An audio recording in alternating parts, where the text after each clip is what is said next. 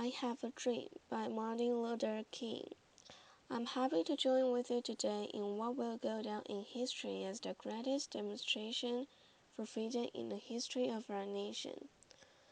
5 years ago, a great American, in whose symbolic shadow we stand today, signed the Emancipation Proclamation.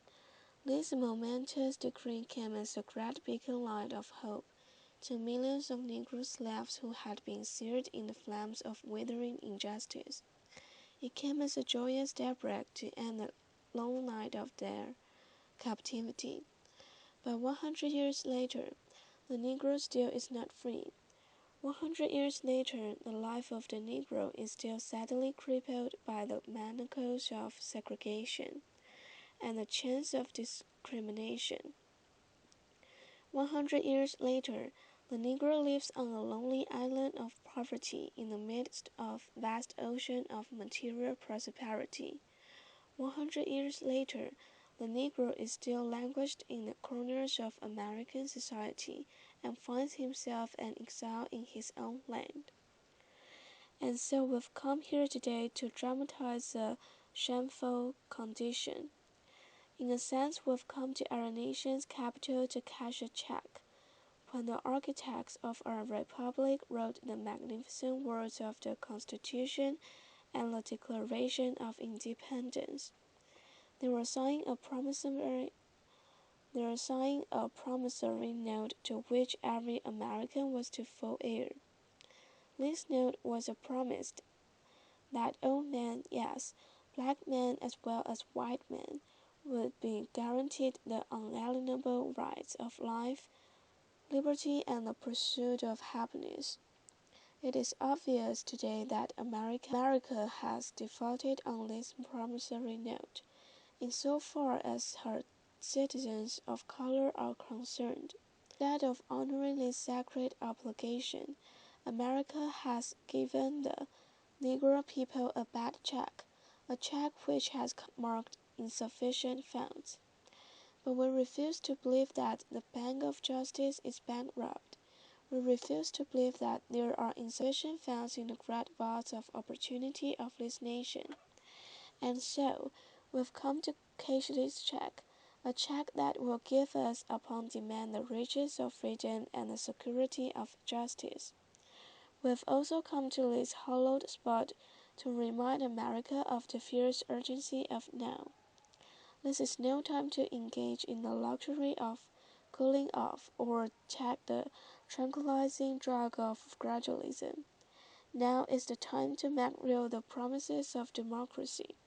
Now is the time to rise from the dark and desolate valley of segregation to the sunlit path of racial justice. Now is the time to lift our nation from the quicksands of racial injustice to the solid rock of brotherhood.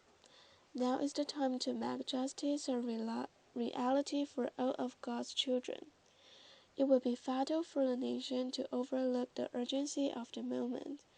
This sweltering summer of the Negro's legitimate discontent will not pass until there is an invigorating autumn of freedom and equality.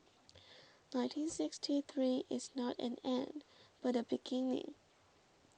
And those who hoped that the Negro needed to blow off steam and will now be content, will have a rude awakening if the nation returns to business as usual. And there will be neither rest nor tranquility in America until the Negro is granted his citizenship rights. The whirlwinds of revolt will continue to shake the foundations of our nation until the bright day of justice emerges. But there is something that I must say to my people, who stand on the warm threshold which leads into the palace of justice. In the process of gaining our rightful place, we must not be guilty of wrongful deeds. Let us not seek to satisfy our thirst for freedom by drinking from the cup of bitterness and hatred. We must forever conduct our struggle on the high plane of dignity and discipline. We must not allow our creative protest to degenerate into physical violence. Again and again, we must rise to the majestic heights of meeting physical force with soul force. The marvelous new militancy which has engulfed the Negro community must not lead us to distrust of all white people, for many of our white brothers, as evidenced by their presence here today, have come to realize that their destiny is tied up with our destiny, and they have come to realize that their freedom is inextricably bound to our freedom. We cannot walk alone, and as we walk, we must make the pledge that we shall always march ahead. We cannot turn back. There are those who are asking the devotees of civil rights, when will you be satisfied? We can never be satisfied as long as the Negro is the victim of the unspeakable horrors of police brutality.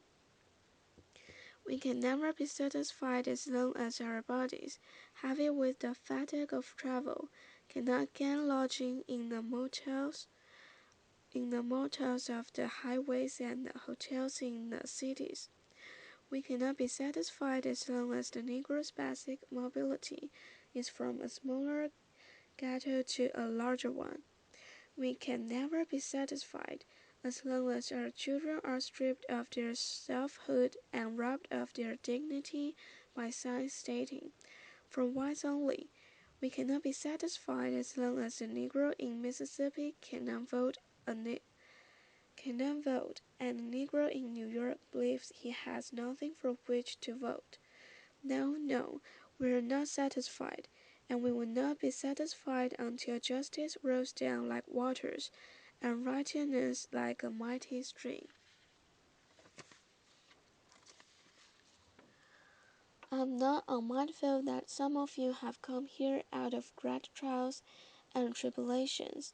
Some of you have come fresh from narrow jail cells, and some of you have come from areas where your quest for freedom left you battered by the storms of persecution and staggered by the winds of police brutality. You have been the veterans of creative suffering. Continue to work with the faith that unearned suffering is redemptive. Go back to Mississippi, go back to Alabama, go back to South Carolina, go back to Georgia, go back to Louisiana. Go back to the slums and ghettos of our northern cities, knowing that somehow this situation can and will be changed. Let us not wallow in the valley of despair. I said to you today, my friends, and so even though we face the difficulties of today and tomorrow, I still have a dream. It is a dream deeply rooted in the American dream. I have a dream that one day this nation will rise up and live out the true meaning of its creed. We hold these truths to be self-evident, that all men are created equal. I have a dream that one day on the red hills of Georgia, the sons of former slaves and the sons of former slave owners will be able to sit down together at the table of brotherhood.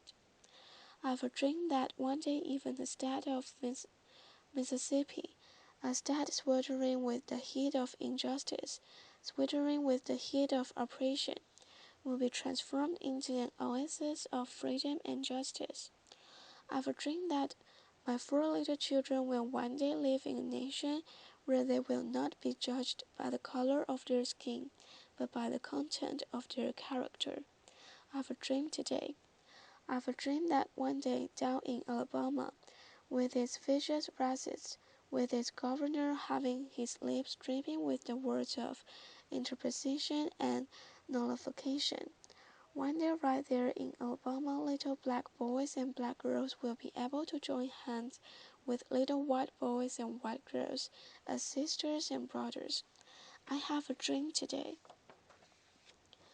I have a dream that one day every valley shall be exalted, and every hill and mountain shall be made low. The rough places will be made plain, and the crooked places will be made straight, and the glory of the Lord shall be revealed, and all flesh shall see it together. This is our hope, and this is the faith that I go back to the south with. With this faith, we'll be able to hew out of the mountain of despair a stone of hope. With this faith, we'll be able to transform the jangling discords of our nation into a beautiful symphony of brotherhood. With this faith, we'll be able to work together, to pray together, to struggle together, to go to jail together, to stand up for freedom together, knowing that we'll be free one day. And this will be the day. This will be the day when all of God's children will be able to sing with new meaning. My country is of thee, sweet land of liberty, of thee I sing. Land where my fathers died, land of the pilgrim's pride. From every mountain side, let freedom ring. And if America is to be a great nation, this must become true. And so let freedom ring from the prodigious hilltops of New Hampshire. Let freedom ring from the mighty mountains of New York. Let freedom ring from the heightening Alleghanies of Pennsylvania. Let freedom ring from the snow-capped Rockies of Colorado. Let freedom ring from the curvaceous slopes of California. But not only that, let freedom ring from Stone Mountain of Georgia. Let freedom ring from the Lookout Mountain of Tennessee. Let freedom ring from every hill and molehill of Mississippi. From every mountainside, let freedom ring. And when this happens, and when we allow freedom ring, when we let it ring from every village and every hamlet, from every state and every city, we will be able to speed up that day when all of God's children, black men and white men, Jews and Gentiles, Protestants and Catholics, will be able to join hands and sing in the words of the old Negro spiritual. Free at last, freed at last. Thank God Almighty, we are freed at last.